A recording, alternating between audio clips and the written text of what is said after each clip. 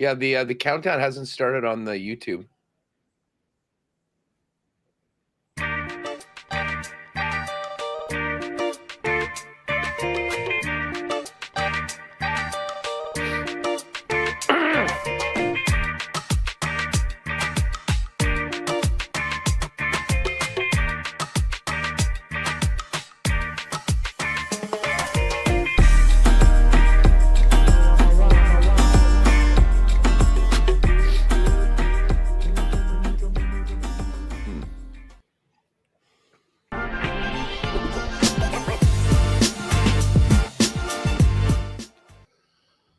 Hey, what is going on, everyone, and welcome to the NFL season on Winnipeg Sports Talk and WST Winners with our partners at Coolbet. It is on. We are a week away from NFL kickoff, and it's time for the NFL Futures Extravaganza. Welcome to the program, Andrew Paterson, along with my cohorts, Pat Gregoire and Jake Bolin Moss from Coolbet. We are going to dive into our favorite player props. Some of our favorite bets on league leaders, the awards, and then, of course, we'll dive into team props with win totals, our favorite division bets, playoffs, and then, of course, the most important thing, picks on the teams to make the playoffs, AFC, NFC winners, and the Super Bowl. And I want you to know, the reason we're doing it today at this time is that so you can all know that throughout the football season, 10 a.m. Winnipeg time, 11 a.m. out east, 9 a.m. for our friends in Edmonton. Weekly NFL picks against the spread right here live on the Winnipeg Sports Talk YouTube channel with Pat, Jake, and myself, Connor Rabchak producing. Let's welcome the fellas in and get on with this season. P. Greggy, you've been all over the place this summer. Welcome back. Are you ready for some football? That's what the off season's for us, is jet setting, seeing what the world has to offer, going across the pond. But once fall comes, once the leaves start to change, it becomes hoodie season. We're locked in football. It's football. It's back. Watching college football this past weekend, watching it last night. We'll see more this week. But the big daddy of them all, NFL, starts next week. So I'm absolutely fired up to get some futures out there. This is legit my favorite time of the year. And of course, this is the biggest weekend of the year in the Canadian Football League heading into NFL season. So we got a big crew heading out along with our winner. Shout out Derek Schmidt, who won our Coolbet contest. He's going to be riding with us with the 1930 crew to Regina for the weekend. And then fantasy draft, Dallas Eagles on Thursday night, and then Chiefs, Chargers Friday, Banjo Bowl Saturday here in the Peg, and then our first full NFL Sunday. Let's get Jake Bolin Moss in here for a minute. Jake, I know you have been just counting down the days. I mean, you got to love summer. You just got away, had a good time, but now it's time to get down to business with the 4-down game. How are you? Yeah, listen, summer's over, the fun's over. It's time for the nitty-gritty of the year, I'd like to say. And I don't know how it's coming out on my end, but it looks like from the YouTube, I'm basically filming this on a toaster. So I don't know if I can be heard. I don't know if I'm being seen, but I'm just happy to be here, if I'm being honest. Yeah, well, you know what, Pat? We may need to dig into the Coolbet coffers and get Jake a new baked potato to use as a camera. But we'll make the best of it. And again, this is going to be, and again, many of you are probably watching this at a later time, not live. But if you want to just mark in for the football season, Fridays, 10 a.m. Winnipeg time, we'll be live with our picks against the spread all year long here on the Winnipeg Sports Talk YouTube channel. And of course, you can pop on and see Jake and Pat jump on throughout the week on WST as well for some of our nightly picks. And again, this is the football component of WST Winners. I know Connor's behind the scenes chomping at the bit to get into a bunch of hockey content. I know he'll have some picks throughout the year as well when we're doing it. We're going to have a lot of really fun sports betting related content here outside of the main Winnipeg Sports Talk show with our friends at Coolbet. So guys, we've got a lot to get to here. We'll start in on player props. I knew we were going to pick our favorite 4. I had a real hard time narrowing it down to 4. I don't know how long I stared at the futures board at Coolbet for the last couple days.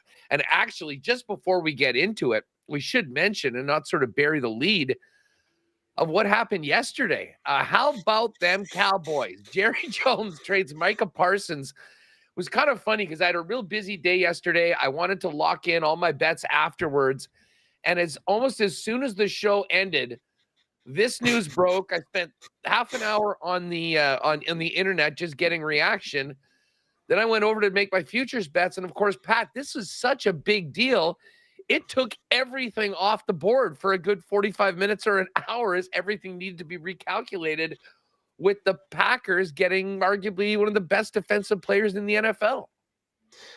You know the scene from The Office. It's happening. It's happening. Michael Scott runs into the room. That was basically the Coolbet Sportsbook yesterday, because absolute chaos once that Parsons news dropped, and you could tell. Look at the odds. There is a complete shakeup of everything. The division, their Super Bowl odds have obviously increased. Micah Parsons now as the favorite to lead the league in sacks, be the defensive MVP.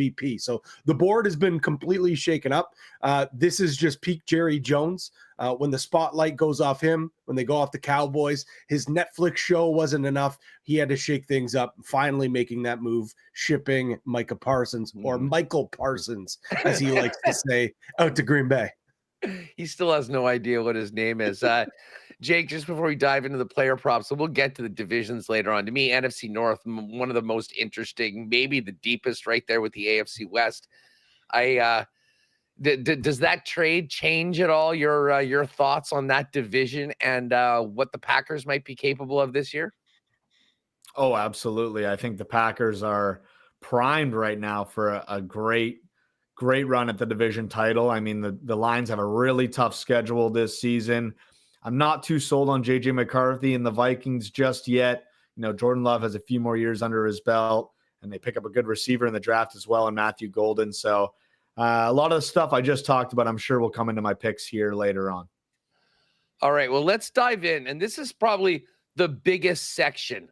So we'll let everyone sort of run with these. We're looking for our favorite player props. And if you go to Coolbet in the futures, we have passing props, both the yardage, touchdowns for all the quarterbacks, yardage and touchdowns for most of the running backs, receivers as well. And as I said, you got plenty of options. And right around fantasy time, this is, as we're doing tons of drafts right now nightly before the start of the season, it is a great way to sort of gauge, your thoughts on players by comparing them to their season over under totals. That being said, we need to know whether they're going to go over or under. So, P. Greggy, you're back. Why don't we start off with you? Fire away with some of your favorite player prop bets right now at Coolbet for the upcoming season. Okay, now just a little PSA while I'm on my soapbox here. And Haas, I know you are a big proponent of this. The data, though, provides this. The last 4 years, if you just blindly bet every single under, it is at a 60% or better clip. So the unders, whether it's injuries, whether it's regression, people liking to bet overs more and it moving the line, unders are hitting at a much, much higher rate. With that being said, I'm going over to start my first one because overs are a lot more fun. Chase Brown over 850.5 rushing yards. The keys have been handed over to Chase Brown. The London, Ontario native is poised for a big season after an even bigger season. He's going to be the number one back. I know there's a lot of talk of Burrow and that offense and, what they were able to do in the air and how actually Brown's going to play a big role in the passing game. I don't see a world where he finishes 140 yards less than what he did last year. Finished with 990 yards. So I think he's going to go over this. I think has a possibility to hit 1,000. I might see if we can get a 1,000+ yard market on here. I am very high on Chase Brown. Now, with that being said, there's my over. I've got a couple overs, but the two other ones that I like are both unders, and I'm fading some young quarterbacks. Michael Penix Jr., under 3,350.5 yards. Penix only completed 58 of his passes in what we saw last year. I think this Falcons team saw what happened to them last year when they relied on too much quarterback play. And then when you look at who they have out the back field with Bijan Robertson and Tyler Algier, those are two backs, 441 carries last year. I could see that number going even more. And I think we could see a bit of a sophomore slump here for Penix Jr., even though he didn't even really have that great of a showing in the first 2 years.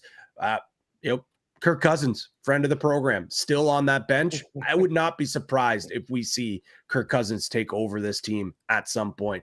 And last but not least, for my under, again, another young quarterback that I think a lot of people are high on to take a step in his second year. I think that's possible, but Bo Nix under 24.5 passing TDs. And Jake can vouch for me. During his college career, I was a generational Bo Nix hater. Fade. Whether he's playing for Oregon or for Auburn, I was fading this guy into oblivion. But he proved me wrong last year. Solid season. But there's a few things that might hold him back. One, we're finding out that he had a back injury last year that he's not fully quite recovered from just yet. They've got the best O-line in the league. They drafted RJ Harvey. They go out and get J.K. Dobbins. I think they're going to be a run-heavy team. Pair that with Knicks being projected to play the 10th most difficult schedule of past defenses, and their defense is actually going to play a top 5 easy schedule when it comes to opponents' offense in passing. I think this team's going to be okay with running the ball, milking the clock, playing low, grinded out games. So I think that means handing the ball off to J.K. Dobbins, handing the ball off to Harvey in the red zone. And Knicks could still have a good year, fellas. I just don't think he's finding the end zone 25 times plus this year. All right, so we've got Chase Brown over 850 rushing yards, Penix Jr. under 3,350 passing, and Bo Nix under 24.5 touchdowns on the passing markets. Jake, what's catching your eye on the player prop boards for 2025? Yeah, I'll get started with the receiver, and I hate that Pat had to bring up the data behind those unders because I'm looking at my card right now and I did not take one. I don't know what I was thinking last night. I must have had a fog brain, but I'm all over the overs. So let's start with Jameson Williams. Over 875.5 receiving yards this season in a Detroit Lions offense that, is going to play a really tough schedule this year. If they're behind in games, they're going to have to try to get the ball down the field. And Jameson Williams is the perfect complementary piece to an Amon-Ra St. Brown. He had a ton of downfield receptions a season ago. And this is only his third full season. He's 24 years old. He's still super young in that Lions offense. I know they lose the offensive coordinator, Ben Johnson, but I think Jameson still has a big part in this offense. I think he's a 1,000-yard guy year in, year out from this point on. And I think that 875.5 is just too small for me. So I got Williams over 875.5 receiving yards. And then Pat talked about some rookies. I'm looking at a rookie running back right now, Omarion Hampton, over 874.5 rushing yards in a Jim Harbaugh offense that, is very run heavy. We saw what he was able to do with J.K. Dobbins last year, 900 plus yards on, just less than 200 carries. And I think if Hampton stays healthy, he's the lead back in that field. As a young guy, fresh legs, I think Harbaugh really takes advantage, especially with the good O-line they have there in LA. So Hampton over 874.5 rushing yards. And then another running back I got my eye on, Jonathan Taylor. I got Jonathan Taylor over 9.5 rushing TDs this season. I mean, Taylor, you look at that depth chart for the Colts, there's not much after Jonathan Taylor when it comes to the running back position. It's his backfield. Do I believe in Daniel Jones? I'm going to say no, but do I believe in him more than I believe in Anthony Richardson? I'll say say yes. So, you and he's only 26 years old. So, a guy's still in his running back prime, has a lot on the legs, and I worry a little bit about injury, but I think finding the end zone 10 times is not going to be a problem for Jonathan Taylor this season. So those are three that I had, and I had to find a way to mix in Parsons after that trade yesterday. So give me Parsons over 12.5 sacks in the new green and yellow that he'll be rocking down in Green Bay. This guy's been like a 13 sack a season guy. He was injured last year, only had 12 sacks in 13 games. But, I think this newfound energy that he's going to have with the Green Bay Packers, the FU energy he's going to have towards Jerry Jones. I had to find a way to mix him in. I almost took him for league lead sacks, but I just went with his specific number, over 12.5 sacks. So 4 overs. Pat's data makes me really nervous, but those are the 4 I'm rocking with for my player props. Love it. By the way, just speaking of Micah Parsons, and this is for all the guys. By the way, shout out to Cowboy and Uke and all the boys out in the chat right now joining us live. I was scrolling my screen last night in the evening and caught Skip Bayless's rant, famous Dallas Cowboys supporter, on this trade. And I will just tell you, gang, that Skip for the most part is a contrarian. I usually think most of the stuff that comes out of his mouth is absolute insanity, and a lot of it just done for shock value. But I will give him this. The 11-minute rant that he did from his car fresh off the golf course yesterday was a take masterpiece of the ages. And dare I say it, I think he makes some good points. I know everyone's saying that Dallas is insane for doing what they did, but if you do like the other side of this, you will love the 11-minute good riddance address of Skip Bayless. So there's just a social media tip for you all to get into. All right, I got a bunch here. And you know what? Talking about the Dallas Cowboys, I may as well get to and I am going to take a couple overs. I do have a couple unders as well. But let's get to Dak Prescott. I already thought that Dak was going to have a big-time season.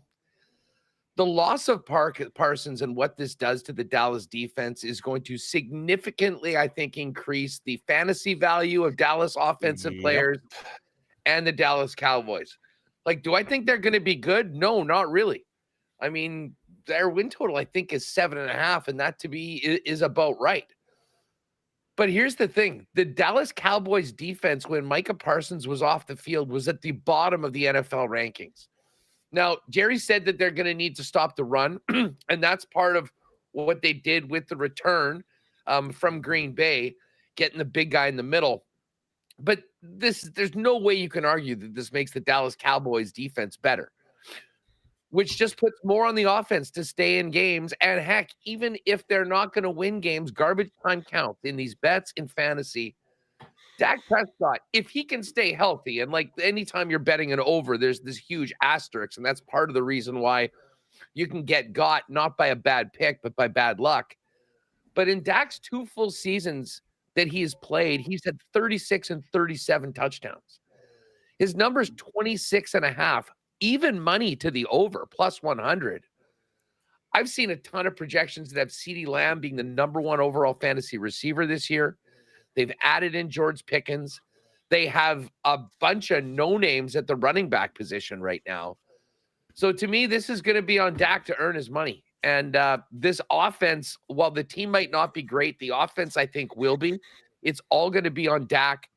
I think this 26.5 is an easy over if Dak Prescott can stay healthy and play through these games. So I'm going to jump on that over at 26.5. Staying with quarterbacks, though, I do have an under, and this will be a familiar refrain from our last couple of years. I'm fading Tua and the Dolphins. I think the Dolphins are going to suck this year. But also, if you're looking for unders, and knowing that injury history is a big part of that, and there's nothing that can bang out an under quicker than a big-time injury, who are you more concerned of starting quarterbacks in the entire National Football League staying upright all year than Tua? He's got to be at the top of the list. His passing total for the year is 3,500 yards. Now, I mean, in the year that Tyreek Hill had that insane year, Tua did get to 4,000 and played. But that's it. So, I mean, considering where this team is right now, I kind of feel like they're in a complete reset right now. And this might be a real big step back this year.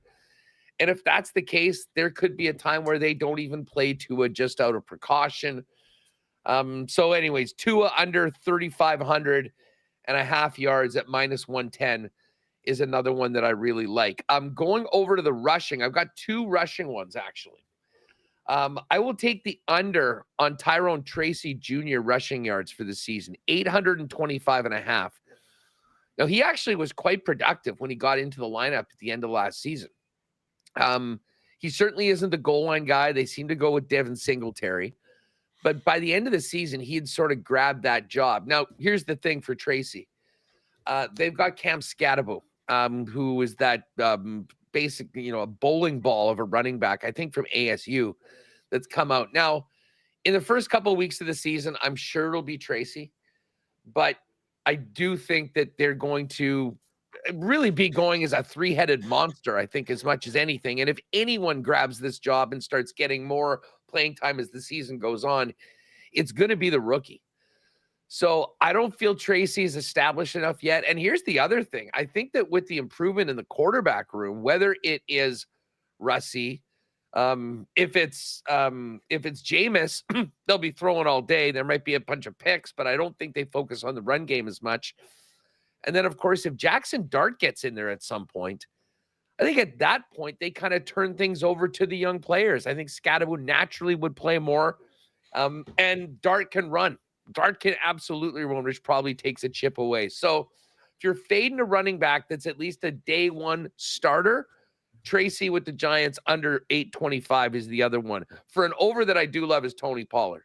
Tony Pollard, very, very durable. I'm high on Tennessee. I think they'll be one of the teams that make big, significant steps forward this year.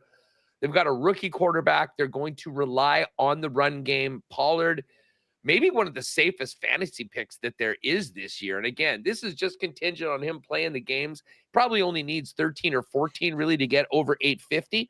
I think that is a lock again if he stays over. And 2 other quick ones that I popped in. Ashton Genty, over 6.5 touchdowns on the ground, -115.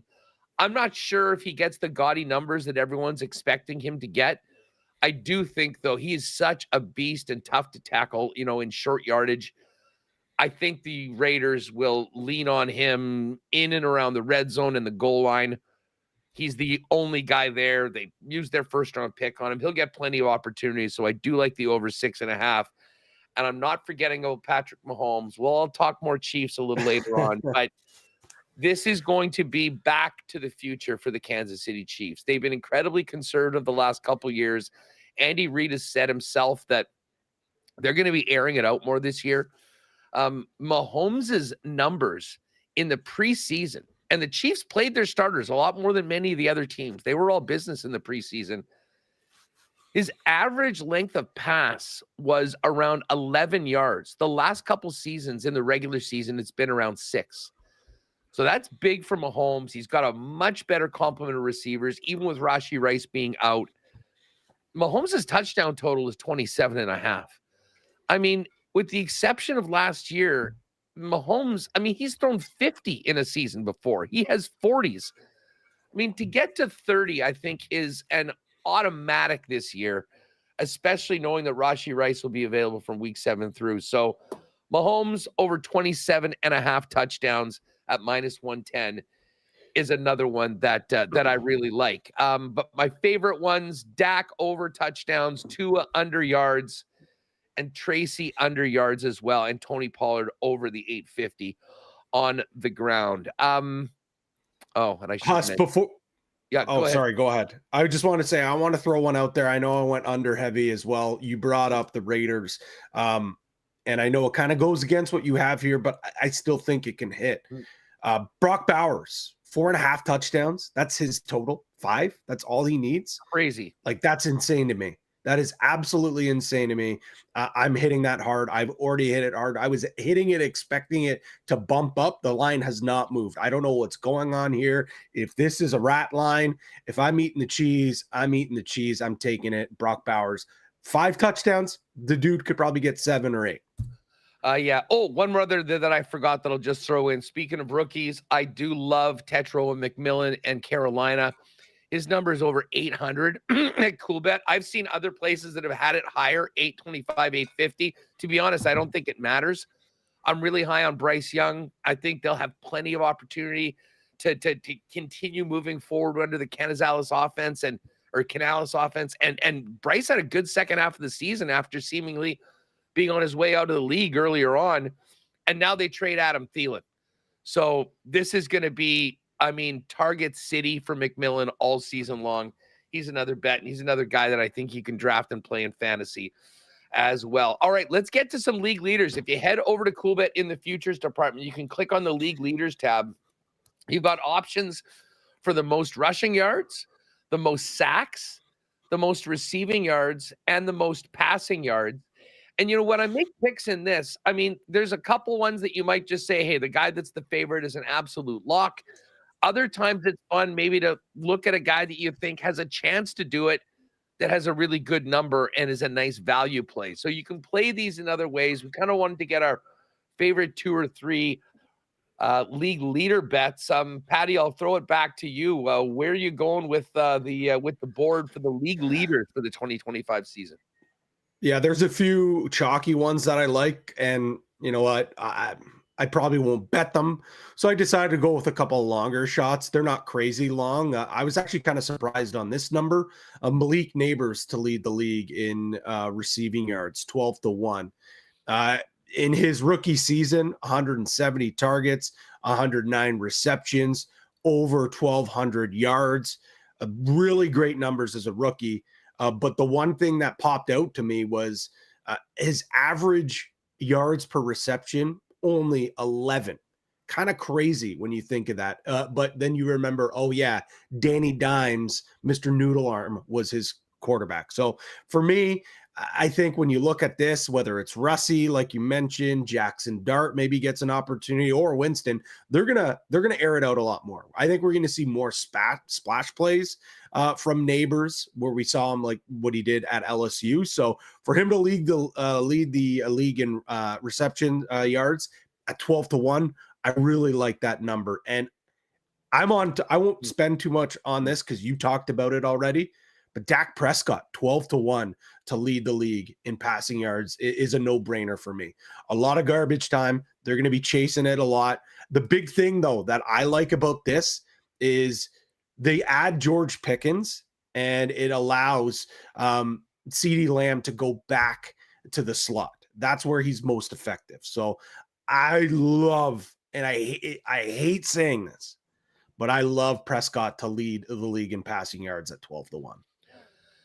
That is, I'm glad I did 3 because that was one of my favorite ones. Dak at 12-1. I think there's great value on that play. Jake, what catches your eye when you look at the league leaders options over at Coolbet?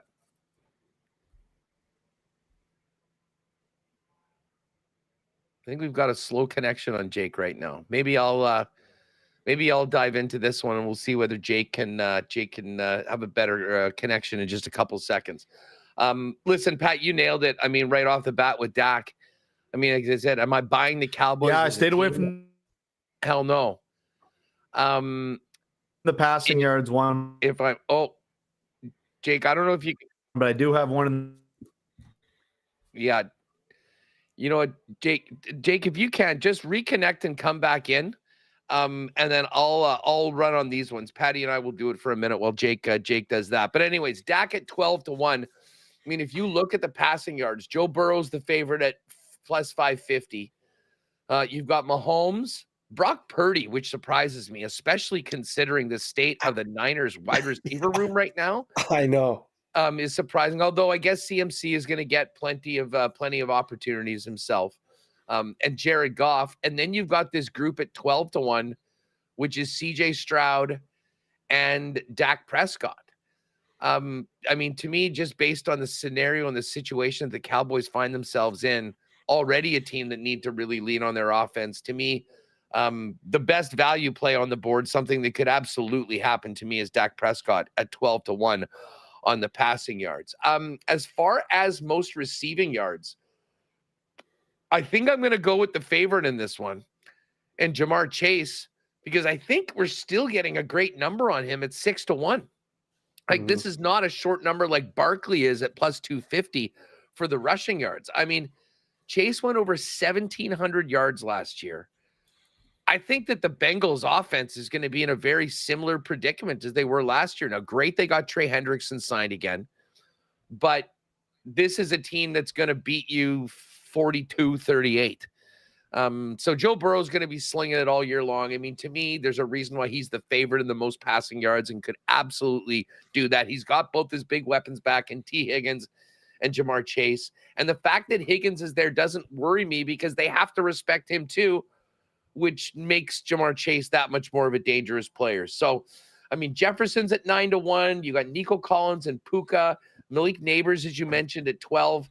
But I think if I'm getting 6-1 on Jamar Chase, I can absolutely stomach that for a league leader future right now for the receiving yards. But my favorite one, Pat, and this is one that you'll remember when we were doing this exercise last year, I am going back to the well. I think I was a year early on Jahmyr Gibbs to lead the NFL in rushing yards. Now, he's a little bit down the board when you look at the guys ahead of him. Barkley at plus 250. Derrick Henry at plus 450, Bijan Robinson at 7-1, Jonathan Taylor, who I think is very live in this category as well, at 10-1. Yes. And then, of course, McCaffrey. I love McCaffrey, and if McCaffrey plays the entire season, he'll be in the mix, but he splits it so much between rushing and receiving. I'm still not sure that he's a real threat for the rushing title. Gibbs is a little different, though, and Gibbs is a big player. We saw what happened at the end of the season when he started to get a few more touches. And hey, if I'm the new offensive coordinator coming in, taking over for Ben Johnson, what is the one way you could take this offense to the next level? How about put the ball in your most dynamic playmaker's hands a little bit more? I think he's going to get that. This is the prime of his career right now. So Jahmyr Gibbs at 15-1, Patty, is a bet that I love. I really think that he should be probably in and around the 10-1 with Jonathan Taylor as opposed to, the 15 that he's at right now. I think that number is really just the fact that he's always sort of been sharing the spotlight with David Montgomery, who will still probably get some goal lines. We're not talking touchdowns here. We're talking about rushing yards. And this is a guy that is dangerous to break it wide open and go the distance every time he gets the ball in his hands, maybe more than anybody in the league. Yeah, I think a lot of fantasy owners of Gibbs in years past have been frustrated, even anytime bettors, which I certainly was one of those, because, he'd rack up the yards and then hand off the ball and Montgomery would get the touchdowns. I think I totally agree. If you're a new offensive coordinator, you're going to want to come in, make your mark. And I think Gibbs getting the keys here. Montgomery's still going to get his touches, especially in the red zone. But I love this bet, and I think Jake's back. I think I've had a little preview of some of his picks, and I think he loved the Gibbs bet as well. Jake, just while we were reconnecting you, I love Pat's pick. I think the value on Dak at 12-1 is my favorite one in the passing yards. I'm going to roll with the favorite, Jamar Chase. I think 6-1 is a really fair number on Chase to lead the league in receiving. And we were just talking about Jahmyr Gibbs. I mean, to me, Gibbs at 15-1 is a guy that, probably should be more like around Jonathan Taylor at 10-1 with what he's capable of doing and what we expect from him this year. So I was a year early on the Gibbs pick last year for the top rusher in the league. I'm going back to the well at 15-1. What are the league leader bets that you're jumping on?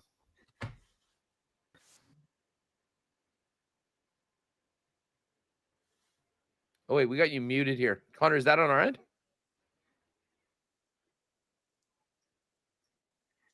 Okay, we're just going to get Jake unmuted, and then we'll finish up the league leaders with Jake's side, and then we will dive into just a couple of ward bets before we pivot over to the teams that we like to make things happen this year with win totals, some division bets, and of course the playoffs as well. All right, Jakey, I think we got you back here. Fire away with your league leaders. Can you guys hear me now? Yep, you're good. Okay. Sorry, boy. I've like switched laptops. A nightmare. Yeah. So league leaders, Nico Collins. I've got receiving yards leader. Obviously, a lot of this relies on health. Like if Nico Collins can stay healthy, I think he's one of the top receivers in the league. He's only the third down the list at 10-1. 12 games a season ago, he averaged almost 15 yards per reception, and that's the sixth best amongst receivers with at least 60 receptions a season ago. No more Diggs there. Tank Dell is down early in the season. I think he's out at least 5 weeks. So I think Nico Collins is a guy you're going to look up 5-6 weeks into the season. He's atop the list with the Jamar Chases and the Justin Jeffersons of the world. So it's my receiving yards leader. And then Gibbs, I know you guys have already touched on it. 15-1, I just thought was too good value. Like this guy's 23 years old. You know, he's moved into that number one in the depth chart for the Detroit Lions. He just finished 5th in rushing last season and was the only player in the top 7 with less than 300 carries. So if you're looking at this guy to carry the ball 300 plus times this season, I expect him to be right up at the top of that board with Saquon Barkley, Derrick Henry, and Jahmyr Gibbs. So, you know, at 15-1, I thought the value was too good, and that's the reason I went with Gibbs there. Love it. All right, so there's our league leaders bets, and again, if you click on the, once you get into the futures over at Coolbet, you've got all winner awards is that next one, which we're going to be getting to. But the offensive player of the year, which we'll touch on that, but there's league leaders, rushing, sacks, receiving yards, and most passing yards. For those wondering, Micah Parsons, I'll just quickly roll out these odds for the most sacks before we transition to the odds. Parsons, obviously everyone's talking about him after the big trade yesterday. 5-1 to lead the league with most sacks. Aiden Hutchinson, plus 650. I have a feeling we'll be talking about him for potential comeback player of the year as those odds get up on the board. He's plus 650. Myles Garrett, 7-1. TJ Watt, plus 850. Those are sort of the big four. Then you move down. Nick Bosa's at 10-1. Will Anderson from the Texans. That's actually drop one. A couple of the guys, their numbers have gone down a little bit with this Micah Parsons news. But Anderson, 11-1. Hendrickson, who's got that 1-year deal in Cincinnati, he's 12-1, along with Danielle Hunter at the Texans. Max Crosby actually was 13-1. He's now 15-1, along with Jonathan Grenard. But let's go to the awards and just bang off a couple of our favorites on this one. We got the MVP. We've got the offensive player of the year, defensive player of the year, and then offensive and defensive rookies of the year. Patty, what do you like for the awards? Well, you mentioned that Hutchinson number at plus 650 to lead the league in sacks, and I really like that one. But then I moved on and saw that he was plus 750, slightly better odds to win the defensive player of the year. And if I think he's going to lead the league in sacks, well, then obviously he's probably going to win the defensive player of the year. And now that we're getting that plus 750 because the Parsons news, I'm glad I'm betting this now because I am getting a better number. This is also a revenge bet for me. Let's not forget my favorite bet of the year last year was Aiden Hutchinson to win the defensive player of the year. He went down with injury after he was, running away with the sacks leader. His tackle numbers were great, and the Lions were the bells of the ball. And then he gets hurt, and that ticket goes up in flames. So pure revenge bet for me. Hutchinson, defensive player, plus 650. We talked about how there were some chalky bets that I like. The one that I like here is Burrow plus 600 to be the MVP. Listen, I'm a Bills fan. Josh Allen's my guy. I love him. But let's be totally honest here. The Bengals make the playoffs last year. Joe Burrow is winning this award in a bloody landslide. Look at his numbers. They were gaudy. Whether it's, outstanding offensive player, could have been in the conversation for sure.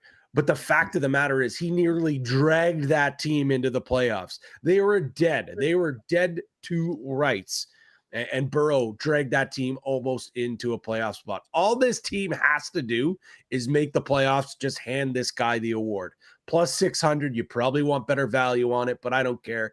This is Burrow's year to win the MVP. I honestly think if they miss the playoffs by a game this year, the way that the writers work here, guys, like, they love nothing more than a story. For him to just, miss out once again, I would not be surprised if he's, a finalist. But we all know that you got to make the playoffs to win an MVP. And I think the Bengals might be able to do it. It's not going to be on the backs of the defense. It's going to be on the backs of that offense and on Joe Burr. Yeah, well, I'm going to get to the Bengals offense in a minute. So Burrow for MVP. And Aiden Hutchinson for DPOY. Hutchinson's plus 750, second on the board behind Micah Parsons at 5-1. And yes, Joe Burrow is a slight favorite. The MVP market it's the usual suspects, right?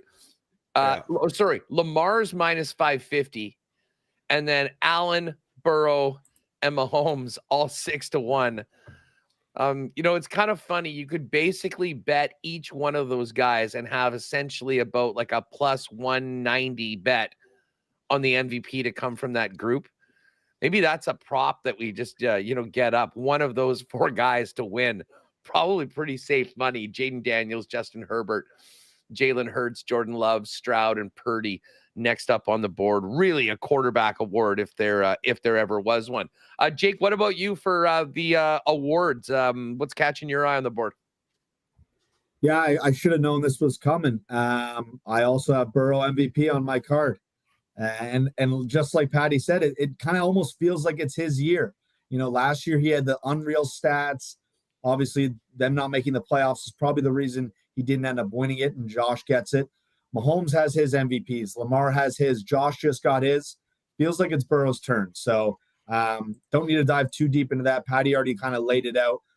I even said to myself, if he takes his team to a division win and he beats out the Ravens and he beats out the Steelers, he's beating off former MVPs, recent MVPs. I don't know how you couldn't give this guy. If they win the division, I think there's no doubt in my mind Burrow wins the MVP. So I like that number there. Got 6-1. And then I got Matthew Golden to win Offensive Rookie of the Year. I thought this value was really good at 25-1.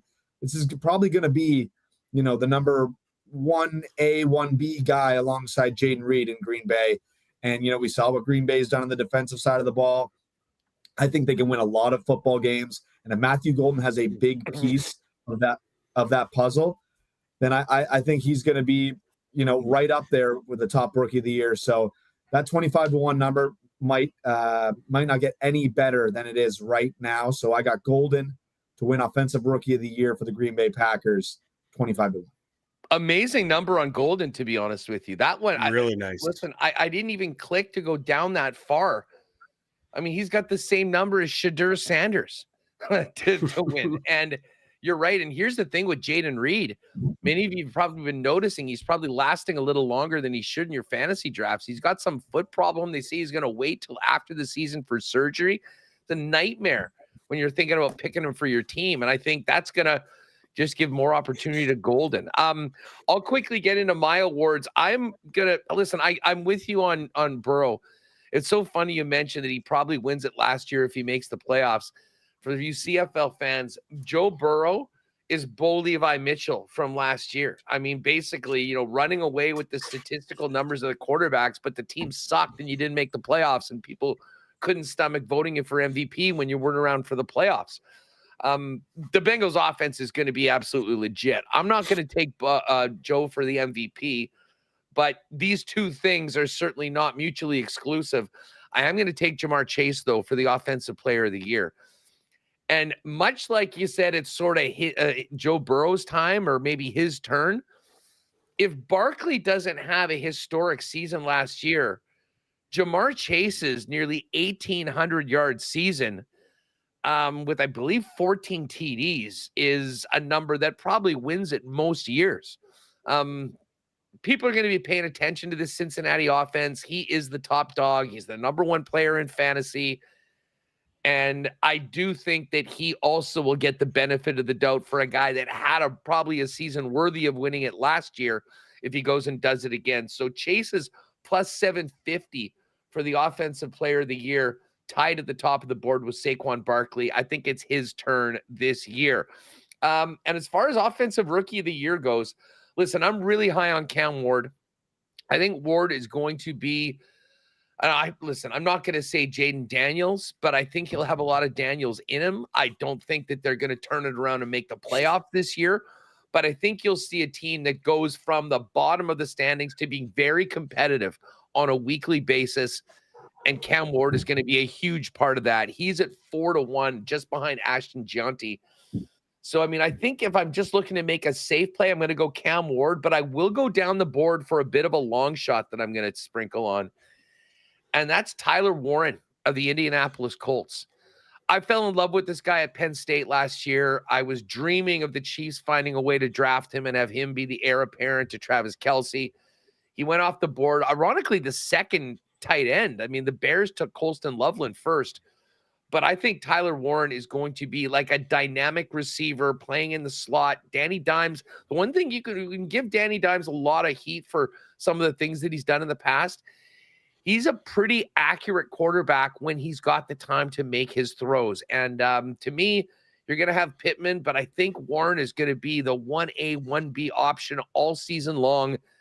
So I think there is a path that if he can have a real great start and really click with Daniel Jones, we're going to be talking about him in the mix with the top producing rookies. So 20-1 on Tyler Warren if you want a bit of a long shot. All right, guys, so we finished up with all of the player props. Now it's time to get into our team bets. And again, if you head over to Coolbet, man, there's a ton of options right now. I mean, obviously you can pick who's going to win the Super Bowl. We'll get our conference picks. There are props for teams to make the playoffs. We've got division odds for everyone, but let's focus in right off the bat on the win totals, Patty. Every single team has a total of a certain number of wins, 7.5, 8.5, 9.5, whatever it is. There's numbers associated on the over, which would be, if it's 9.5, 10 or more wins is the over, 9.5, 9 or under is the under. And some pretty interesting numbers and a couple of lines that have moved as well. Speaking of this big trade yesterday, but as things have shaken down, the lines have been reset. Who are the teams that you're buying or fading when it comes to their win total this year? Well, I've got an over and I've got an under. So I'll start with my over, and a great recipe for success in the NFL. Great coaching, strong quarterback play, strong offensive line, and a great defense. That's the Chargers in a nutshell. Look what Harbaugh was able to do in his first year, turning that around. Over 9.5 wins. I'm getting plus money at 105. I really, really like the Chargers to have some success this year and take an even bigger jump. Chargers didn't give up more than 20 points and 400 yards in their first 9 games of the season. And in the first time in forever, it seems, they finished with the number 1 scoring defense in the NFL. Haas, I get it. They play in a division with your Chiefs. They've got a tough opener against the Chiefs. I get it. But then they play the Raiders at home. The Raiders on the road. Broncos at home. The Giants at home. Commanders at home. Dolphins, and then the Colts as well. Probably favorites in all of those games, maybe not the Commanders. They've got a really easy schedule to start things off. Gets a little bit trickier in the middle and a strong end as well. But maybe I'm wearing Madison beer goggles, fellas, but I'm all in on the Chargers this year. I think they get to 10 wins at plus 105. My under, and not really a whole ton of research went into this. I took Dak Prescott to lead the league in passing yards, and I'm high on Prescott. To get that Cowboys Jerry Jones stench off me, let's just go under 7.5 wins for the Cowboys. I don't even care what the juice is. I didn't even look. I'm going under because if I'm going to back Prescott to throw a bunch of yards, There's nothing better to see him with a ridiculous stat line of 450 yards passing, 4 touchdown passes, 2 interceptions, which one of them were a pick 6 for them to lose a game. So I'm going to fade the Cowboys under 7.5 wins. Jake, what about you for the win totals? Yeah, I battled to find an over. I do have one. And I just don't know, but this is just a feeling that I'm going on. Gut feel. I'm taking the Carolina Panthers over 6.5 wins. A little bit of juice, -125. But I'm putting a little faith into Bryce Young. I thought he had a nice finish to the year last year. I think he finished off, 4-6. He looked a lot better down the stretch. Got rid of the ball a lot faster. Adam Thielen's out. They bring in Ted McMillan, who we've already talked about. Huss, you're a big fan of him. I think he's going to be a great piece for that offense. Chuba Hubbard in the backfield. And, I think we're going to see more of like a nothing to lose mentality from Bryce Young. He's got to prove something because he could be out the door before we know it. This is his 3rd full season, I believe. He already got benched last season for Andy Dalton. And then Andy Dalton got hurt and he was forced to come back in. They won 2 games in his first season, 5 last season. So if he can find a way to get a couple more wins this season, I think, even at 7-10, this bet could hit. So that's where I'm leaning on. They did upgrade the offensive line. They upgraded the defensive line. I think the Panthers are going to be better, but I think a lot of it is going to fall on how Bryce Young looks. So I'm going to put my faith in Bryce, see what he can do. And then I already mentioned this team and their quarterback. I'm taking the Vikings under 8.5 wins at +120. I know this is a team you've been pounding the table for, Huss, the last couple years. You were very right about Sammy Darts. He was unbelievable last season. Obviously, when it came to the playoffs, it was a little ugly. But I just have a hard time buying into a rookie quarterback immediately jumping into action in what could be one of the toughest divisions in football this season. If the Bears take a jump, if the Lions stay relatively where they are and the Packers take a jump, where do the Vikings fit in? One of the teams in this division is not going to come out, at a 500 record. So 8.5 wins. I just think it's going to be a lot. I like KOC. I think the defense will be good there. They're playing the 4th hardest schedule in the NHL. Someone has to fall off. I'm taking the Vikings to fall off this year in the NFC North. Yeah. Oh, Jakey. I am definitely not in with that, and we'll touch on that in a minute. As I say, but you are right. It's all on McCarthy because if you look at that team outside of him, especially now, you lose Addison for the first 3 games. They bring Thielen back. Like the table is set for JJ McCarthy. If he can come through and be what they think that he is, this is going to be a team that can contend. But to your point, listen, he's a rookie. He's not a rookie technically because it's so weird that he's never played a game and yet he's not eligible for any of the rookie awards.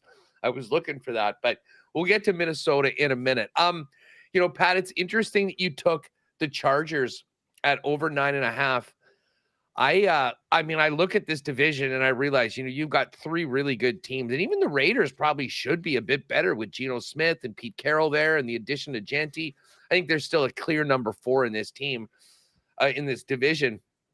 I actually think the Denver Broncos, at the exact same number, 9.5 at +105 to the over, are in a really good position to do it. When you look at the Broncos schedule, they have the benefit of, the matchups in the 2-hole. They start with the Texans, they go to the Colts, they've got the Chargers, Bengals, they've got a road game at the Eagles, which is tough. But then, they got home games against the Jets, the Giants, the Cowboys, at the Texans, the Raiders, and then still after a home game against the Chiefs, the Commanders, the Raiders again, Pack, Jags, Chiefs, and Chargers. Their defense is so good. I don't think Bolin Nix needs to be incredible to get a 10-win season right now. I think between Sean Payton and that defense, they can even keep the training wheels on them like they did last year and get to the playoffs like they did.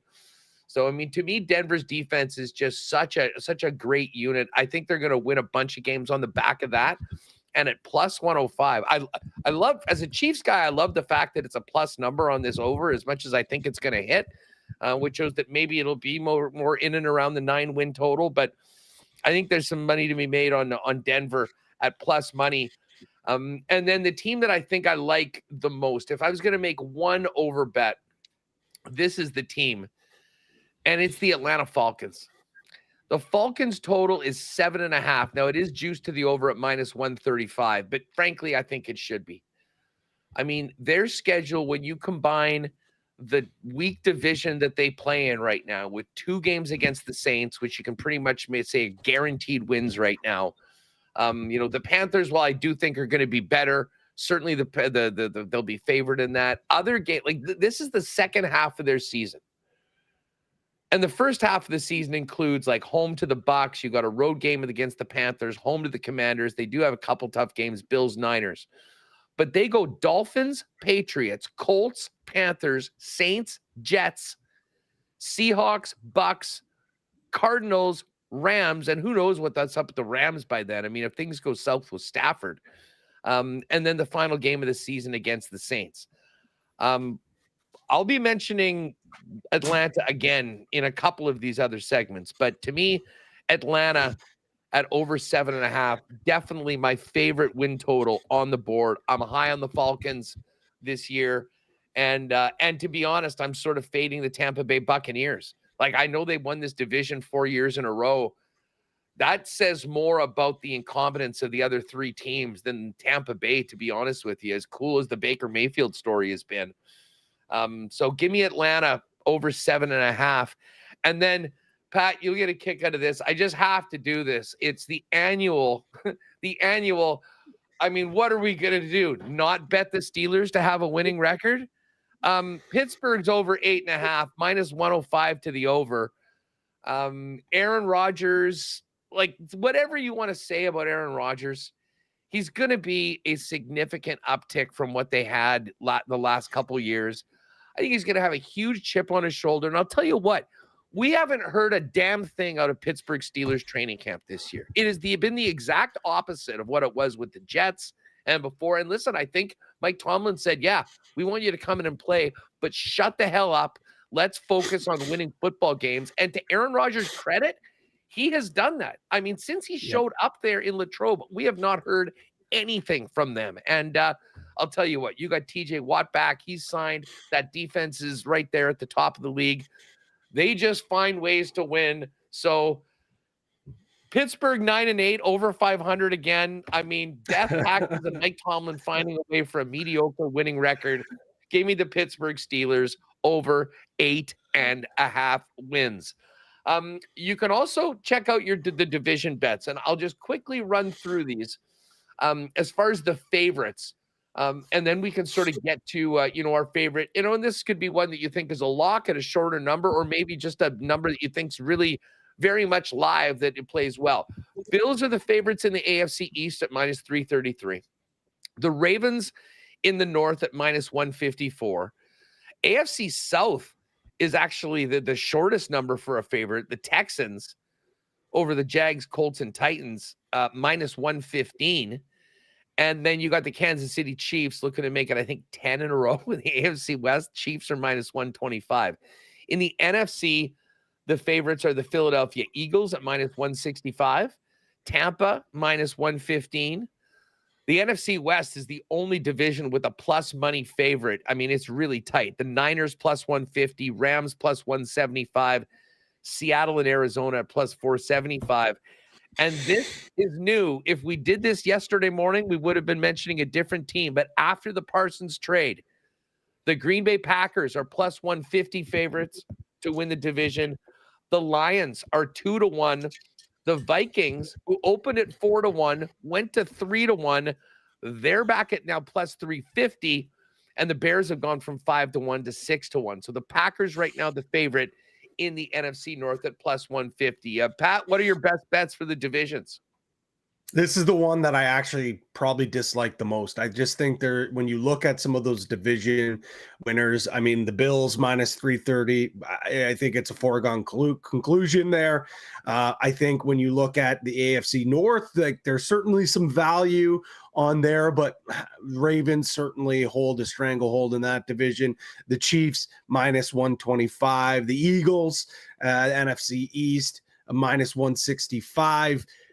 You know me, the Bucks. I mean, I made a lot of money off the Bucks last year, but minus 115, I don't know about that. And I also don't really want to put my trust in Michael Penix Jr. and the Falcons, to be quite honest. So I only have one play, and it's basically based off what happened yesterday. I like the Lions to win the division at 2-1 here, and I'm basically just betting this number. I get it. The Parsons deal with the Packers certainly makes that division even more interesting than it was. But now that I'm getting a better number here, and I definitely, with the fact that the Lions lose both of their coordinators is certainly a challenge, but that roster is the same. They're going to be healthier this year. They've dominated that division for the last couple of years now. So I'm just basically betting this because I get a better number now today than I would have got them yesterday, all because of one singular player. It's football, folks. This is a team game. It's a team game. So I'll go with the better team on paper with the Lions to get the better number. Jake, 8 divisions, plenty of options. Where are you going? Yeah, maybe I'm a sucker, Huss. And I mean, you sat there and you pounded the table for the Atlanta Falcons, but I can't get off the Bucks at minus 115. Like, I am not sold on any other of the teams in that division. Someone's going to have to win it. And I think Baker, as an experienced guy, was going to take care of business and get the job done. So at minus 115, I don't know, Bucks to win the NFC South.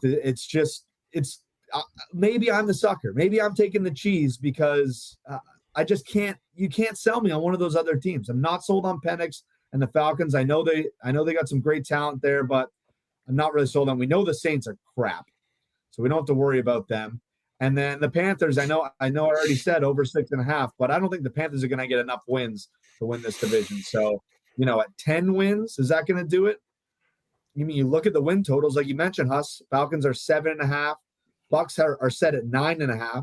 So if we're going based just off the win totals, assuming the bookmakers know what they're doing, the Bucks should win this division, by a 2-game margin based on just win totals strictly. So give me the Bucks to win the NFC South. Maybe I'm a sucker. We're going to find that one out. And then the other one I took a little bit of a longer shot, but at plus 250, I couldn't shy away from Burrow and the Bengals. We already talked about him being MVP caliber player. I'm so nervous about that defense. I know the Ravens probably top to bottom are a better team, but if Burrow has another season like he had and the defense is just, slightly better, I think in their 8 losses last year, 7 of them were 1-score games. So you flip a couple of those games, you're right up at the top of that division.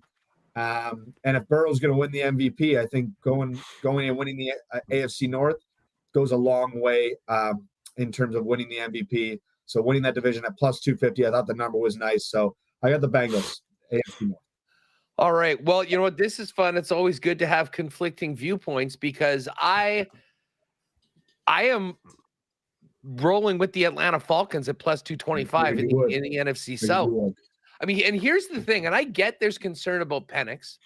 And we'll see what he's done. But man, he has been a winner. He's an older quarterback. I think that the playing time that he got last year, the connection he has with Drake London, I mean, I think this is huge. And let's not forget, we haven't even mentioned Bijan Robinson, who very well could be the number 1 fantasy player. I mean, they've got a ton of weapons. And then let's not forget, knowing that they needed to improve their defense, they traded their number 1 pick last year or next year to go in and add to the defense with an impactful player at the draft. So to me, I really think that this is a year that division is wide open. I'm completely writing off the Saints. I'm still waiting for the market for who will have the number 1 pick overall. And I will immediately be hammering the Saints on that market.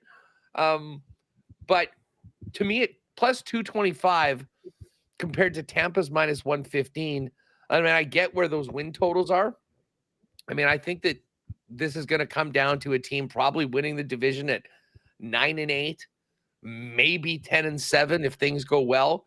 And then when you look at the Falcons' schedule, I mean, the amount of teams that we don't expect to be particularly good that are on their docket, especially in the second half of the season, be great. And here's the other thing. If Penix does go down, I know Cousins sucked at the start of last year, but is there a better backup quarterback in the league that you'd feel better about putting in than elsewhere? I mean, for me, not very much. I mean, he can still get it done.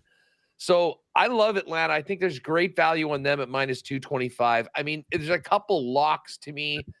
I do like Baltimore. I mean, listen, I get Cincinnati, but I just think that you need, especially in that division with the schedule they're going to be playing, their defense needs to be on another level. And I guess if they're going to go and beat Baltimore 41-38, like, I mean, they've had some real shootouts. Hey, they'll be fun to watch.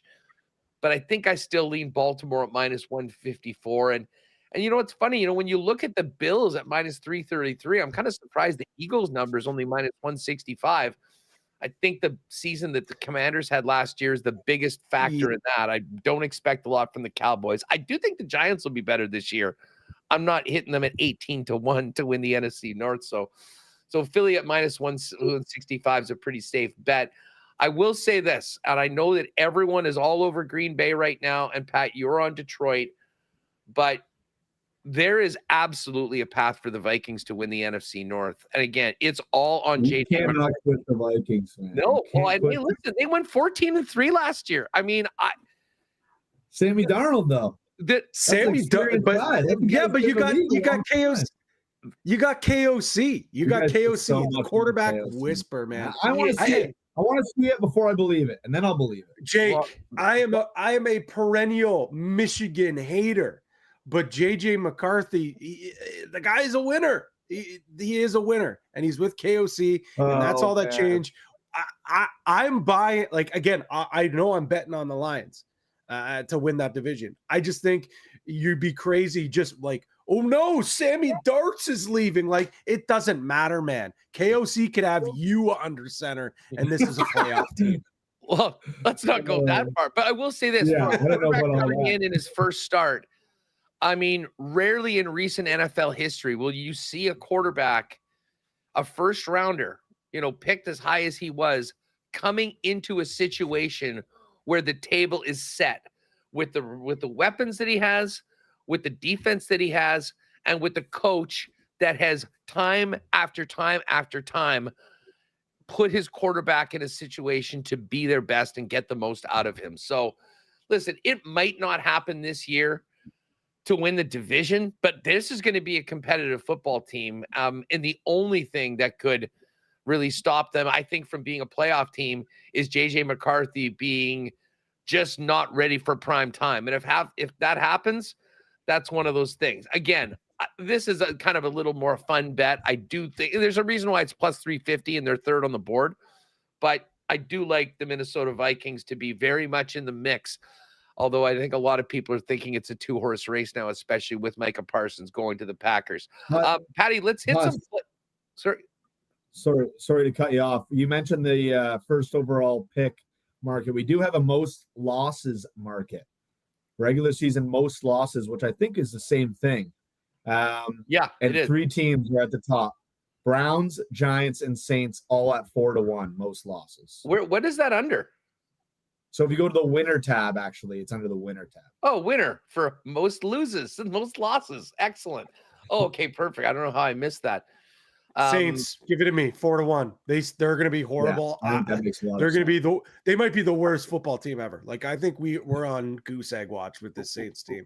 Let's lock that in. One team that will not win that is the Giants. I haven't really had an opportunity to get too much in the Giants, but I think the Giants are going to be way better this year.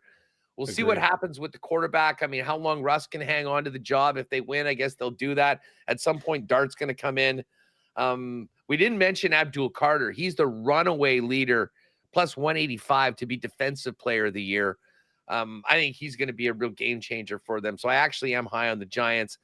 Cleveland, Flacco's probably good enough to get them some wins. I mean, to me, it's the Saints. I'll make a prediction right here, right now, guys. As long as this list is up, and I'm sure it'll pop up in the first weeks, we will never have a better number for most losses on the New Orleans Saints than right now at 4-1. Like, that might have a minus in front of it after we watch this team play for a few weeks this year. So Saints for the most losses, certainly like that. Patty, what about playoffs? You got any yes or no's on the to make the playoffs market? Well, yeah, obviously, if I'm on the Chargers to get 10 wins, I think that's going to get them into the playoffs, and it's sitting at minus 127 right now. I mentioned the Vikings to make the playoffs. I'm obviously think that they've got a good enough team with JJ McCarthy under center at minus 110. And Huss, you already brought this team up. It's yours and I's favorite future bet every time it comes around this time. Steelers to make the playoffs at plus 150. Blindly bet it. Blindly bet it. I think I will probably ride with you on their over wins total, but I'm also going to just bet on them to make the playoffs. That's what Mike Tomlin does, man. He makes the playoffs. That's all he does. No, it's true. One and done, wild card round on the road. See you later. I was thinking about Pittsburgh. The reason why I'm going with the Pittsburgh over, I'm not sure they have the ceiling to get to 10 or 11 wins. And just with how good the AFC is, I'm not sure that it won't take 10 wins to make it into the playoffs. So, listen, I'm with you. I'm certainly at plus 150. I think there's some real value there. I'm going to go with the over the 8.5 as opposed to the 2, but certainly wouldn't begrudge anyone to take both of them. Jake, what about you on the playoff bets? Yeah, I'll start with my miss. And I don't know, maybe I'm a pessimist. I'm just not buying the hype on this team. I already mentioned them earlier, but I'm taking the Denver Broncos to miss the playoffs. The reality of things is each year in the NFL, the same teams don't make the playoffs every year. You have your top dogs, your Chiefs, your Bills, your Ravens. Those guys get in. But when it comes to the wild card, it's always a mix. It's always a crapshoot. I think Bo Nix takes a step back in the sophomore season. And I looked at their schedule last year. I wanted to see who they beat. So they beat the Bucs. I think that's a good win. They beat the Jets, the Raiders twice, the Saints, the Panthers, the Falcons, the Browns, the Colts, and then the Chiefs in Week 18. They didn't beat anybody last year. Outside of that Bucs win early on in the season, they didn't beat a whole lot of teams. I understand they got a good defense. I understand they got solid quarterbacking and good coaching with Peyton over there.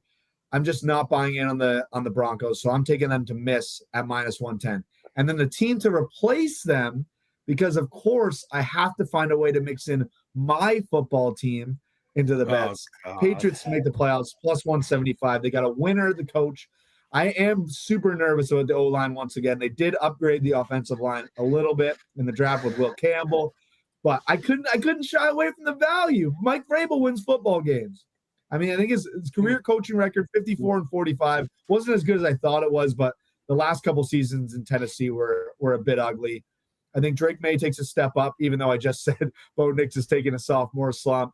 Stephon Diggs there, another weapon to add. I like Travion Henderson in the great room.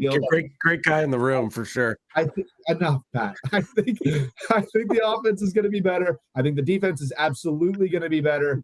And they have the second easiest schedule in the NFL. So I was going to take their over wins, but I think the juice was like minus 180.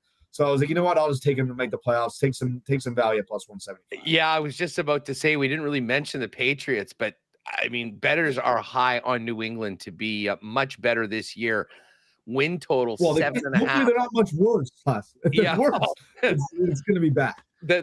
Minus 179 to the over on 7.5. And, I do think this is going to be a competitive team. And there's always a team or two that pops in that kind of surprises. So certainly at that number. I won't spend too much time on this one because a couple of them have been mentioned. Listen, I kind of pumped up the Falcons at over 7.5 and a potential division winner. If you're thinking that the division might be tough, plus 155 to make the playoffs is something that I like. The Texans being in that division, their division number is minus 115 to win. It's minus 135 to make the playoffs. Listen, the easiest and most logical path of them to make the playoffs is to win the division. But if I like that, a minus 135 to make the playoffs is a number you can really stomach in case someone in that division has a good run.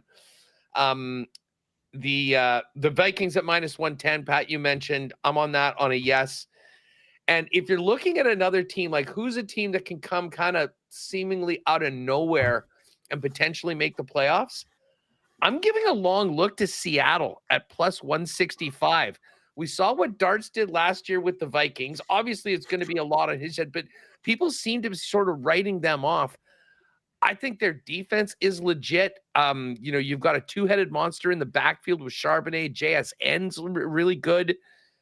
This is a team, and again, part of it is that division. I mean, what happens with Matt Stafford and the Rams? I'm not really high on Arizona. I think Seattle's a better team than them. And then the 49ers, I mean, yes, they are the favorite. They've got brutal injury situation right now going into the season after what happened last year. To me, Seattle's a team not a lot of people are talking about, but at +165, I think there is a path for them to get in. So might be a little sprinkle on that. All right, those are our playoff bets. So we've got the win totals in the books. We got our divisions. We got the playoffs. Now, Patty and Jake, these are the ones that mean the most, because this is when we talk about who will win the AFC, who will win the NFC, and who will be our Super Bowl champion. Why don't we just quickly, we'll do it. We'll just AFC winner right now. Pat, who are you taking in the AFC to make it to the Super Bowl? I hate to say this, but the Chiefs +375. You trying to reverse curse me? Maybe that's what I'm trying to do. I've seen this move before. I need to acknowledge it right now to try to remove the powers of the reverse curse. It's hard to argue though. +75. I mean, I just, with the Ravens and the Bills there at +350, like the Chiefs have done it time and time again. When then you look down the board, like, really, do the Bengals have the defense to get there? No. The Chargers, I'm high on them, but let's pump the brakes here. And then after that, going down the board here, I don't know how you don't take the Chiefs here at that number. I love it. I love it. Jake, what about you? Well, I knew he wasn't going to take this team, so that's why I'm doing this for Patty. Give me the Buffalo Bills at +350. Josh Allen went and got his MVP last year. That was the next step. The next step now is to make a Super Bowl. And I know Lamar has kind of that same pressure. I don't know. I have a hard time buying into the Ravens. Maybe it's all the Bills fans, that I have as friends. I have Pat, alongside me every day. Maybe I'm drinking the Kool-Aid with them by my side. Someone's got to take the Buffalo Bills. I don't think Huss is taking them, and I knew Pat wasn't going to take them. So I will take the Buffalo Bills to win the AFC, go to the Super Bowl this year. Perfect segue as I make my least suspenseful pick of the entire show, to point out that if you do go over to Coolbet right now and click on the exclusive tabs and go down to the Winnipeg Sports Talk Parlay, we do have, as I tweeted you, and Pat, shout out to you for ignoring this tweet. This was rage bait. I was on vacation. We have a bet right now, Kansas City or the Bills to win the Super Bowl at +335. And I said, this is for Bills fans that want to bet their team that also know the script. And let me tell you something, folks. We're not changing too much up this year. The Chiefs are going back to the Super Bowl. And no, it's not because of the good vibes of the engagement of the North America's royal couple and soon to be wedding Taylor Swift and Travis Kelce. It is that this is going to be a revenge tour of the ages for the Kansas City Chiefs. The pick of Josh Simmons at the end of the first round, a guy that should have been a top 10 pick. I mean, the Chiefs have had a major issue on the offensive line. It killed them in the Tampa Super Bowl, and it killed them last year in the Super Bowl against the Philadelphia Eagles. They knew exactly what they needed to do, and they now have an absolute tank protecting Patrick Mahomes. We've talked about what they've done in the preseason. This is going to be a much more traditional Andy Reid, Patrick Mahomes offense. And don't think for a second that ass kicking they took at the Eagles has not focused a championship level team even more. going into this seaon. Obviously, I'm a Chiefs guy, but I'll tell you what, riding with Kansas City through the Mahomes Reed era has been very good for the Coolbet account. So I'm in on Kansas City. I think that they get it done again. Plus 375 right now for the AFC is the pick. The NFC, I think, a little bit more wide open. Certainly the Philadelphia Eagles had that unbelievable season. They are still the champs and still someone beats them. Although, Pat, I'll tell you this, we haven't had as much steam on Philly throughout. I know they've got a bit of a question as their second corner, which could be problematic, but they are the team to beat. Do you think the Eagles repeat, or are we going to have a new representative for the NFC come February? I think there's not a lot of steam on the Eagles because unless you're an Eagles fan, generally you hate that team. You hate that fan base, right? So I think a lot of people have a hard time, and I'll hand up. I was an absolute Eagles hater last year. I took pretty much every under imaginable on that group and didn't believe it that they were a good team. So come the playoffs, this team can't get it done. Well, they completely proved me wrong. So them to win at plus 400, I think that would be the play. Packers, I know there's a lot of steam behind them right now, but like, is Jordan Love really a guy that you can envision going to the Super Bowl? Maybe. The Lions, we saw what happened to them in the playoffs. The 49ers, way too banged up. The Commanders, actually a lot of people think that maybe they could be taking a step back. The team that maybe I would think of is the Rams, but a lot has to do with if Stafford is healthy there. So that's a no bet for me. And then it's laughable after that. I know I'm big on the Vikings, but kind of rookie quarterback, essentially take them all the way. I don't know. The Bucks, love Baker, but not happening. The Bears, like how are the Bears on the first page here? The NFC stinks, man.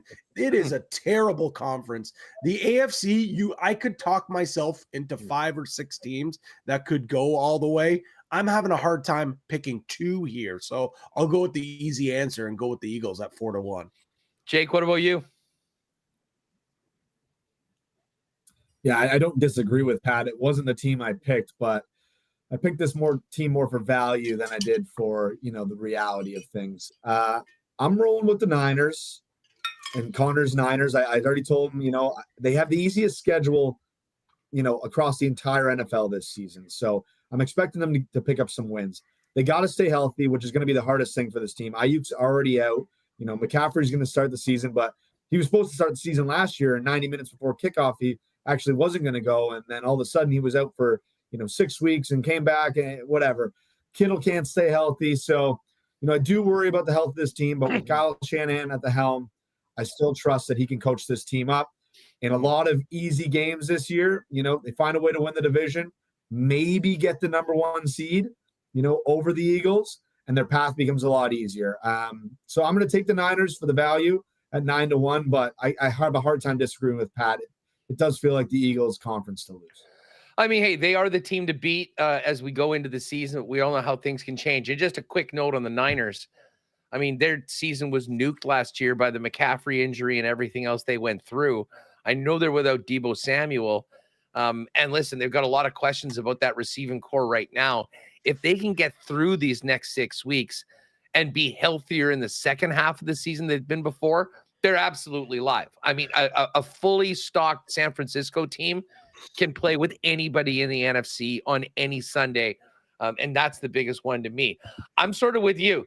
And as an avowed Eagles hater, I'm still not over the Super Bowl. I will be at the home opener for the Chiefs against the Eagles in week 2. I cannot wait for that. You want to talk about revenge game, but I've been looking for a reason and someone to jump on outside of Philly. And yesterday I got what I needed with the Parsons trade to Green Bay. Now, listen, I think that Green Bay could be a wild card team. But one thing that I'll say about Green Bay is that come playoff time, they've been a really tough out. I think LaFleur is, a top coach in the league. And I think back to what Jordan Love did in Dallas against the number 1 seed Cowboys, absolutely tore them apart. It was 27-0 before the Cowboys even realized that the game had started. So, I mean, this is a guy that has some playoff experience, and defense wins championships. And I know, according to my good friend Skip Bayless, Micah Parsons has been a no-show in previous playoff games. I don't think that's going to be the case with Green Bay. And if we were looking for something to put one of these teams over the top, I think that might have happened yesterday. So I will eat the cheese, as they say, and take the Packers at 6-1 to win the NFC. I may as well just continue and start in. I've got Packers and Chiefs in the Super Bowl, and I think it's going to be happily ever after for Mr. Travis Kelce in his final season. And I'm doing another victory dance, and I'm insufferable for most of the month of February, well into the spring. I'm taking the Chiefs to get it back done. Obviously, this is somewhat of a homer pick, but it is funny, when you think about the narrative around the Chiefs about a month ago and the Colin Cowards and all these guys saying this is the year they're not going to win the division. Now that we've got through training camp and now that the teams have played in the preseason, now we're starting to hear a lot of the people saying, I hate to say it, but this is the Chiefs' time again. So listen, I think Patrick Mahomes is inevitable. He has a chip on his shoulder, as does the entire team after what happened last year. I think they get the job done. Pat, who's holding the Lombardi? Well, I took them to win the AFC. Hard to go against you. And also, hey, I mean, it's a little bit of a happiness hedge here. So if Patty Mahomes and Travis Kelce and you and Taylor Swift rip my heart out of my chest again, if I'm going to get 8-1 odds here, I'll take it. I was thinking about the Eagles at plus 750. Me personally, if I'm going to bet the Eagles, I might wait a little bit longer in the year and bet them at a better number if they come out a little bit slow at some point. Like, I don't really see them dropping below plus 750 much this year. The other one, I have to take a long shot. Like, I got to do it. They can't be boring and take some chalk here. So the other long shot that I do like, and I know I said the Bengals didn't have the defense to get it done. They got the quarterback to get it done. Yeah. I mean, the one guy that's been able to get over the hump and beat Patrick Mahomes to get to that spot has been Joe Burrow. So at 20-1, I don't know how likely this defense can hang on to win a championship, but I'm backing Burrow on this one at 20-1, and I just like the value on the Bengals. Jake, you're the Niners play, and Connor's Niners also 20-1 on the board. And the Bills, by the way, are the favorite right now at Coolbet as we do this show today, a week before the season. Plus 625 on the Bills, plus 650 on the Ravens, Eagles plus 750, Chiefs 8-1, Packers and Lions now both at 10-1. And then you've got the Commanders at plus 1850 and Bengals, Niners, and Rams at 20-1. Where's your nickel going for the Big Daddy? Listen, boys, I hate to take the chalk, but it is the year of the impossible. Rory McIlroy wins the Masters, Tommy Fleetwood wins the Tour Championship, and the Buffalo Bills win the Super Bowl. And then the Toronto Maple Leafs win the Stanley Cup. That's how delusional I am, gentlemen. So it's Josh Allen's turn. Year of the impossible. Buffalo Bills plus 625. And this is a win-win for me because if the Bills win, I'm right. I know I was on the chalk, but I have the winner. If the Bills lose, then they're still cursed. And my life continues to go on. I can't lose here, Huss. It's a can't-lose situation. Well, and listen, if you like us and if you want Buffalo or KC and you don't know which way to go, right there in the exclusives, you can jump on that. Oh, boys, this has been so much fun. It's been a little long, but I'll tell you what, that is just fine. That is just fine. There's a lot to get out. We'll crank out some social content going forward. Again, we've got, 6 days before NFL kickoff. Going to be very interesting. I mean, that game between Philly and Dallas, the Eagles raising the banner, right in the faces of their biggest rival that many people thought just threw about a white flag on their season before it even started with the trade. And then a week today will not only be our first WST Winners weekly pick session, 10 a.m. on the Winnipeg Sports Talk YouTube channel, but that night from Brazil, Chiefs Chargers to get things going. This next 2 weeks is going to be so much fun. Thanks to everyone for joining us again. All of these odds up at Coolbet right now. If you haven't played at Coolbet before, use the promo code WST for a 100% bonus up to $200 on your first deposit. Make sure to check out our boosted combos. We're going to put some things together from our picks today, which will be up for the next week before the season starts. We will also be doing our weekly or monthly poker tourneys. So if you haven't got in at Coolbet, do that now. Stay tuned to the show. My socials at Coolbet Canada follow as well, because between the poker tourneys, some amazing contest and trip opportunities that you'll be able to get in on, and for my money, the best odds every single week on the National Football League and everything else you want to bet on, it is all waiting for you at Coolbet. And of course, we hit the Coolbet lines each and every day with everything happening that night in the world of sports on Winnipeg Sports Talk. Boys, this has been so much fun. What a great way to get ready for the upcoming season. Have a great weekend. Enjoy the best CFL weekend of the year. And next week, we roll in just the perfect timing. NFL Thursday, NFL Friday, Banjo Bowl right here in the Peg, which is a huge deal on Saturday, college football getting going, and then, of course, our first full week of NFL Sundays. Great job today, guys, and I will look forward to seeing you and everybody else in the chat 1 week from today, 10 a.m. Winnipeg time, as we dive into our week 1 picks against the spread. The NFL is back, boys. The wait is over. Have a good weekend and rest up for next Friday. Enjoy the long weekend, boys. Hey, big thanks to Connor Rabchak for getting us on and off the air. I know Connor will be popping in with Niners propaganda throughout the season, starting next week when we do our weekly picks. But for Pat Gregoire, for Jake Bolin Moss, I'm Andrew Paterson. Head on over to Coolbet, get locked in for the upcoming NFL season, and join us daily, 1 p.m. Central, right here on Winnipeg Sports Talk for the Daily Show. Have a good one, everyone. We'll see you for NFL kickoff next week.